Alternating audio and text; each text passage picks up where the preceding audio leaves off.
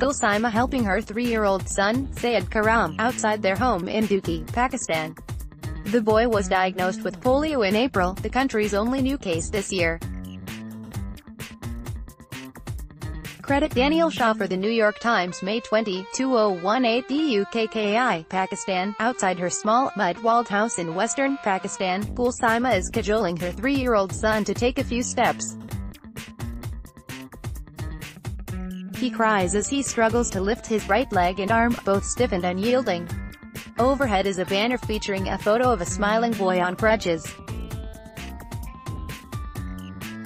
Ms. Saima, 38, is illiterate and cannot read the words printed in Urdu. Don't let your child's dreams go to waste.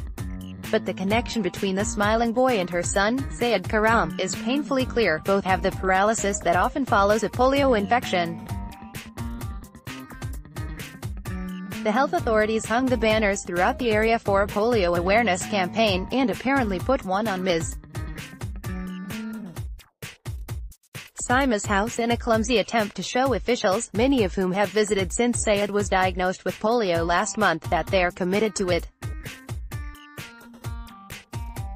Sayyad's diagnosis was a significant event, and not only for his family.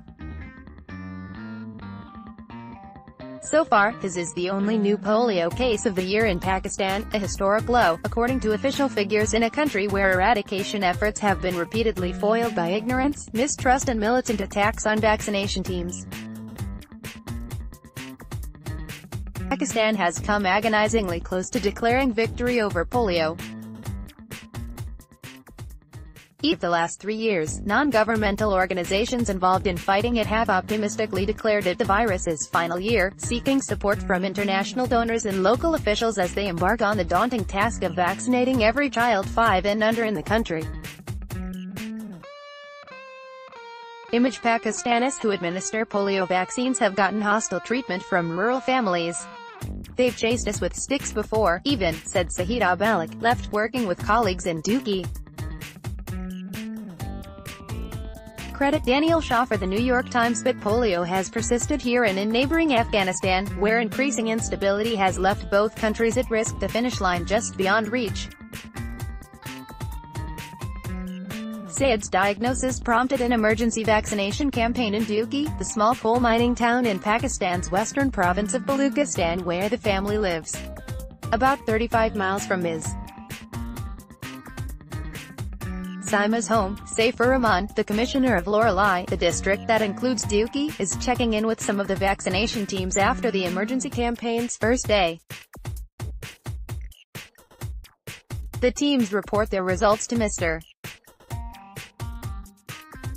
Rahman, and he responds with strident calls for greater efforts. This is a scar on our community, he tells them, adding that, if polio were to appear anywhere else in the world, I don't care. But this is our town, our community. It's here and it's here now. He makes a pointed comparison with India, Pakistan's neighbor and main rival, which eradicated polio in 2014. The meeting goes well into the evening, even though almost everyone has been up since dawn, preparing and deploying the vaccination teams that go door to door under police escort. Ms. Balak giving polio drops to a child. Pakistan's vaccination campaign has long been hindered by rumors that the vaccine causes impotence, death and paralysis. CreditDanial Shah for the New York Times. After the meeting, Mr. Rahman explains his urgency. We don't hide anything, he says. The worst thing you can do in this scenario is try to paint a rosy picture. He is all too aware of the vulnerability of Balochistan, Pakistan's biggest province. It consistently ranks last in the country on progress markers like literacy, infant mortality and terrorism. Of the 8 new polio cases in Pakistan last year, 3 were in Balochistan. We know the issues we are facing, Mr. Rahman says. It just presents an opportunity for us to get stronger. His positivity reflects a new optimism about the polio eradication campaign after years of painful setbacks. In 2014, 306 new cases were reported, the most in 15 years and more than 3 times as many as the year before.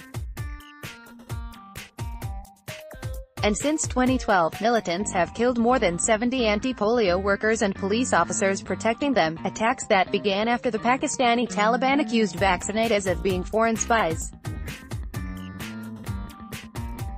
The situation worsened after the United States was found to have recruited a Pakistani doctor to help find Osama bin Laden under the guise of carrying out a vaccination campaign.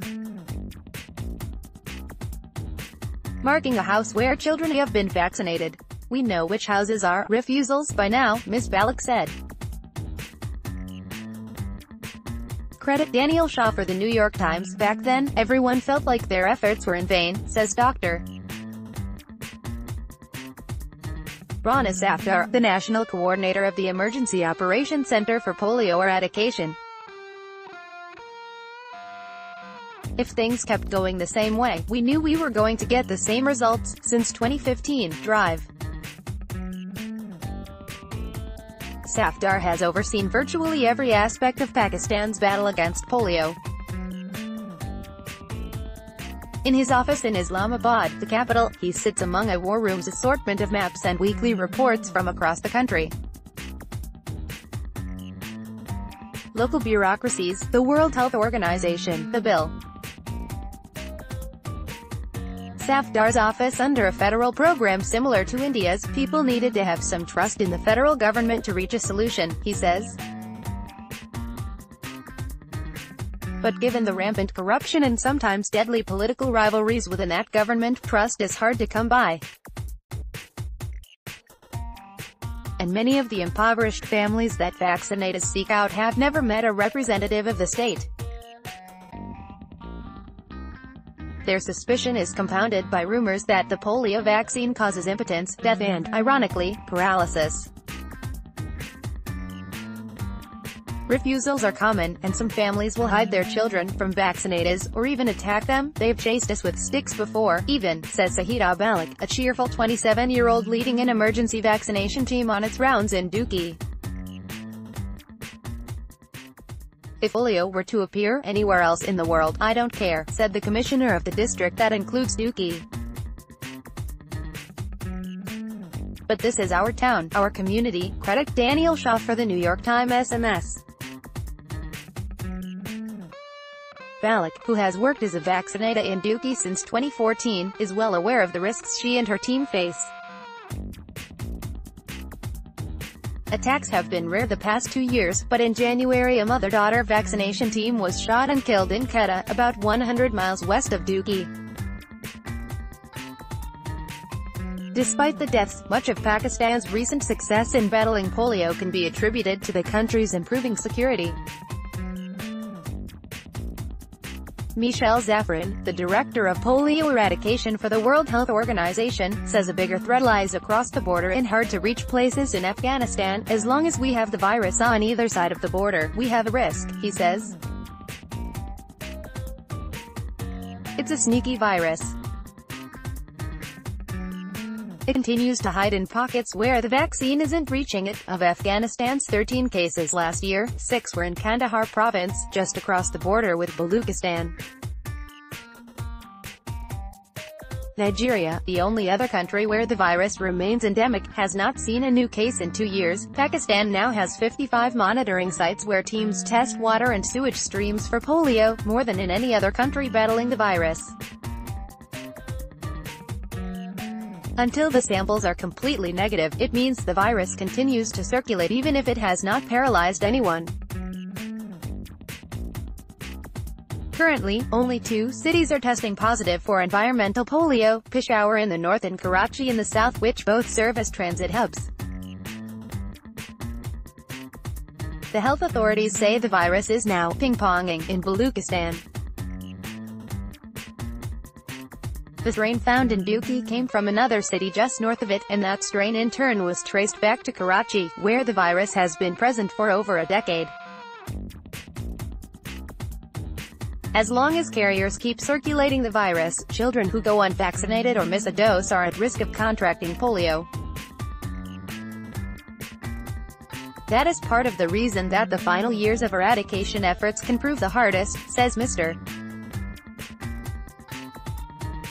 Zafran of the World Health Organization, "We're not out of the woods yet," he says. "It's not that we're close, it's that we're closer than we've ever been."